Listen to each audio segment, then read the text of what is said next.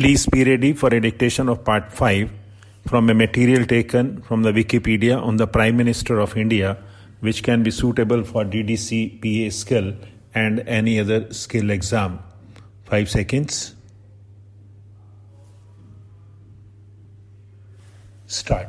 According to Article 84 of the Constitution of India, which sets the principal qualification for Member of Parliament, and Article 75 of the Constitution of India, which sets the qualifications for the Minister in the Union Council of Ministers, and the argument that the position of Prime Minister has been described as primus inter pares, the first among equals, a Prime Minister must be a citizen of India, be a member of Lok Sabha or the Rajya Sabha. If the person chosen as the Prime Minister is neither a member of the Lok Sabha nor the Rajya Sabha, at the time of selection, they must become a member of either of the houses within 6 months, be above 25 years of age if they are a member of the Lok Sabha, or above 30 years of age if they are a member of the Rajya Sabha, not hold any office of profit under the Government of India or the Government of any state or under any local or other authority subject to the control of any of the said governments. If, however, a candidate is elected as the Prime Minister, they must vacate their post from any private or government company and may take up the post only on completion of their term.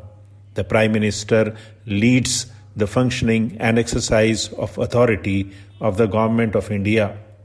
The President of India, subject to eligibility, invites a person who is commanding support of majority members of Lok Sabha to form the Government of India, also known as the central government or union government, at the national level and exercise its powers. In practice, the Prime Minister nominates the members of their Council of Ministers to the President. They also work upon to decide a core group of ministers known as Cabinet as in charge of the important functions and ministries of the Government of India. The Prime Minister is responsible for aiding and advising the President in distribution of work of the government to various ministries and offices, and in terms of the Government of India, allocation of business rules 1961.